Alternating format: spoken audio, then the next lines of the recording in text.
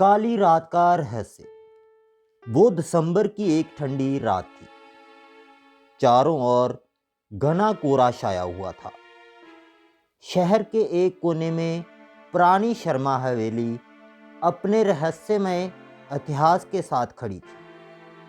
कहते हैं उस हवेली में पिछले 20 साल से कोई नहीं गया, क्योंकि वहां जाने वाला कोई भी इंसान वापस नहीं लौटा।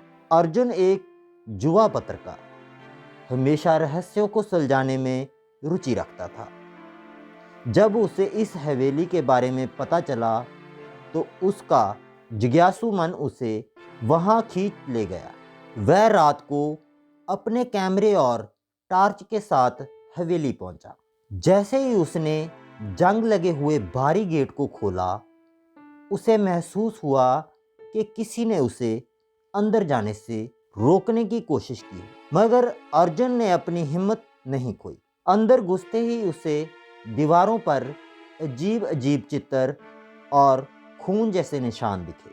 ये तो सिर्फ पुरानी पेंटिंग्स होगी, उसने खुद को समझाया। अचानक टार्च की रोशनी में एक परछाई नजर आई। अर्जुन का दिल जोर से धड़कने लगा। उसने हिम्मत जुटाकर उस परछाई का पीछा किया। वह एक कमरे तक पहुंचा।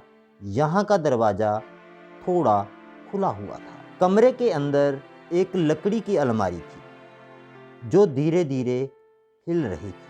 अर्जुन ने धीरे से अलमारी खोली और अलमारी के अंदर सिर्फ एक पुराना कागज था जिस पर लिखा था, जो सच जानना चाहता है उसे कुर्बानी देनी होगी।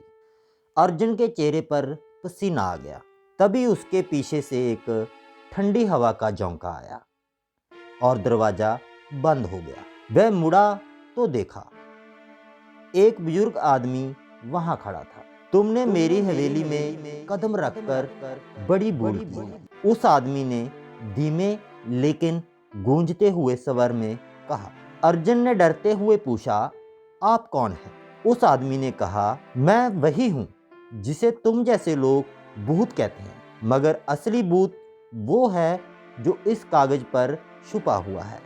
अगर सच जानना चाहते हो तो तैयार हो जाओ अपनी सबसे बड़ी कुर्बानी देने के लिए। अर्जुन को समझ नहीं आया कि क्या करना चाहिए। वह भागना चाहता था लेकिन दरवाजा बंद था। तभी हवेली के हर कोने से अजीब अजीब आवाजें आने लगी।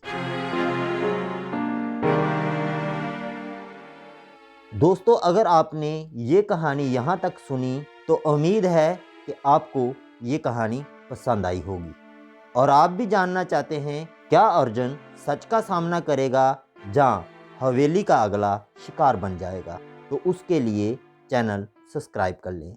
धन्यवाद।